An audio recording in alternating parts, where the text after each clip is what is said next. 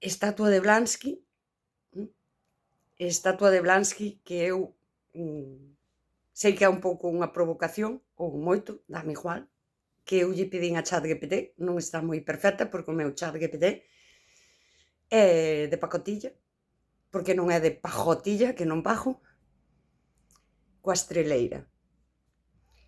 E conectei todo isto con todo o que falei estes días detrás. A importancia de falar é a razón pola que fago os vídeos, ten que ver con que unha cousa é pensar e outra cousa é verbalizar e colocar iso como noutro nivel. Todo isto que falei do 1 de maio, por exemplo, esas consignas de OTAN non. OTAN non é unha consigna dos anos 80, cando se decidía se España entraba á OTAN ou non. Algo que ademais se refrendou con Felipe González durante o seu mandato e ganou o sí. E existía OTAN non, bases fora. Bueno, ali saíu o sí, pero co seu matiz de non, o tema da militarización, non estaría España tan implicada, o que queiramos, vale. Isto nunca deixou de dicirse, pero está como aboiando outra vez o OTAN non.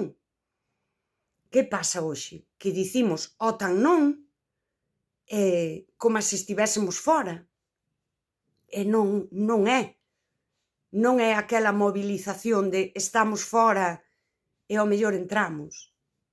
É dicir, cando dicimos OTAN non, hai que situarse en que somos OTAN. Eu falei estes días tamén de Edugalia e das empresas multinacionais que optan a entrar para a xestión de Edugalia. Aquela, cando eu vexo o 1 de maio a CIGA, que é así como, pois ese sería o da estreleira, sindicato da estreleira, sindicato galeguista, país, tal, e usa todas estas consignas, e eu penso, o ensino que neste curso está como a máis visible, aí desde a CIGA, e penso que eu levo criticando desde que arrancou a Valar e Dixgal, xestionado por varias empresas. Vexo agora Edugalia, empresas multinacionais optando a xestionar o soporte de traballo do ensino en Galicia, do traballo e do ensino, da educación en sí. Material didáctico, incluso os propios contidos, si, esa xestión para facelos en dixital, é unha multinacional. Aí temos as bases. OTAN non, somos OTAN. Bases fora.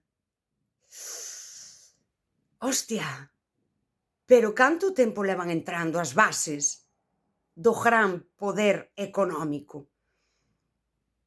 Cando eu digo ETTs multinacionais, cando eu sinalo o ensino como algo, ademais, sería a nosa base, a nosa base de país, que son as xeracións desenvolvéndose, educándose, formándose, esta sería a nosa base. Que pasa cando as bases do gran poder entran ao ensino? Que deberíamos berrar? Bases económicas multinacionais fora do país. Que non sei se é posible. Non sei se é posible soster o país sen permitir esa entrada. Bueno, no ensino si, xa vos lo dixo eu. Esta leria da dixitalización era totalmente prescindible. Pero en que momento? E por iso dixo, a CIGA, coas pancartas de antiimperialismo, ese BNG, non á OTAN e demais, son a estatua de Blavatsky. Todas as consignas, pancartas, bandeiras, tápanlle os ollos e caen a ese imperialismo que critican. Estaban aí coas pancartas de antiimperialismo, mentras a Consellería xa lle abriu as portas ás bases. Mentras a Consellería consolida as bases do gran poder económico no noso ensino, por exemplo. En máis sitios, supoño. O que pasa é que eu ensino, pois porque estiven aí, non? E SNAI e ademais participei das AMPAs, é unha cousa que coñezo. É ese soño freudiano, soño de Breogán. Que falei eu da simboloxía no galeguismo interpretada desde Zizek. É o soño freudiano. Están soñando cun país soberano e calquera cousa que entra intégrana. Non a sinten allea e intégrana ao soño de Breogán.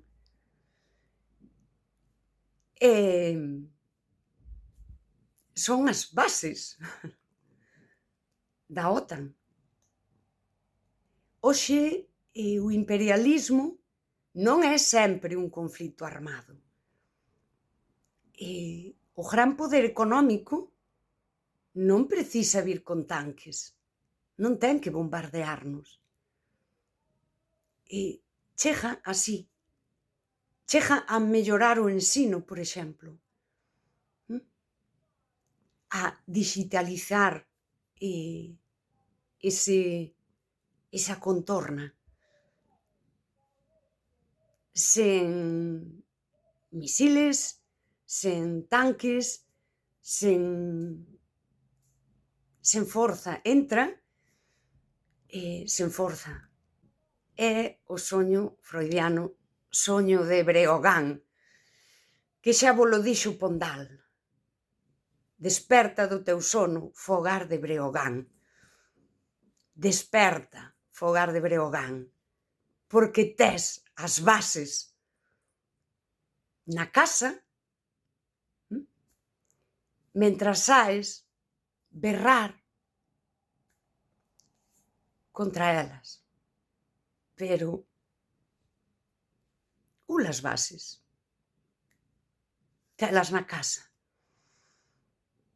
Cando preparas o teu traballo, ti estás traballando nesas bases.